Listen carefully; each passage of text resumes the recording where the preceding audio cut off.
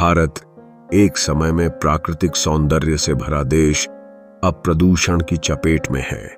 धुंध से ढके शहर, गंदे और प्रदूषित नदियां और कचरे के ढेर, यह सब हमें यह याद दिलाते हैं कि हम किस दिशा में बढ़ रहे हैं। प्रदूषण हमारे जीवन का एक खतरा बन चुका है, जो न केवल हमारे स्वास्थ्य को प्रभावित करता है, बल्कि आने वाली पीढ़ियों के भविष्य को भी खतरे में डाल देता है। वायु प्रदूषण की समस्या बेहद गंभीर है। दिल्ली जैसे महानगरों में हर सांस के साथ हम जहर खींच रहे हैं। वहां की हवा में धुआं, धूल और कारों का शोर हमें जीवित रहने के लिए लड़ने पर मजबूर कर रहा है। क्या यह आवश्यक है कि हम स्वच्छ हवा के लिए लड़ाई करें? बच्चों से लेकर बुजुर्गों तक हर कोई इसके प्रभाव में आ रहा है।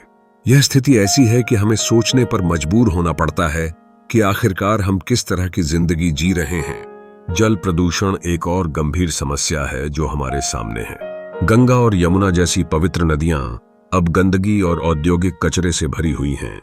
हम स्वयं अपने लिए पीने का पानी तक नहीं छोड़ रहे हैं। प्राकृतिक जल स्रोतों का भयावह हाल यह दर्शाता है कि इसके लिए जिम्मेदार हम स्वयं हैं। जब हम अपनी नदियों को इस प्रकार दूषित करते हैं, तो फिर हम क्या उम्मीद कर सकते हैं कि हमारी आने वाली पीढ़ियां किस तरह का जीवन जिएंगी? ध्वनि प्रदूषण और कचरा प्रदूषण भी चिंता का विषय है। हर त्योहार, हर सड़क अब शोर और गंदगी से भरी है। हमारा खुद का बनाया हुआ यह नरक हमें यह सोचने पर मजबूर करता है कि क्या यही हमारी प्रगति है? जब लोग कचरे में खाने के लिए खोजते हैं, यही हमारे समाज की सच्चाई है। हालांकि समाधान हमसे ही शुरू होता है।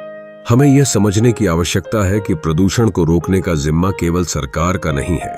हमें पेड़ लगाने, कचरे को सही जगह फेंकने और दूसरों को जागरूक करने की आवश्यकता है। यदि हर नागरिक अपनी जिम्मेदारियों को समझे और निभाए, तो हम एक स्वच्छ और स्वस्थ भारत का निर्माण कर सकते हैं। बदलाव की शुरुआत हमें स्वयं से करनी होगी।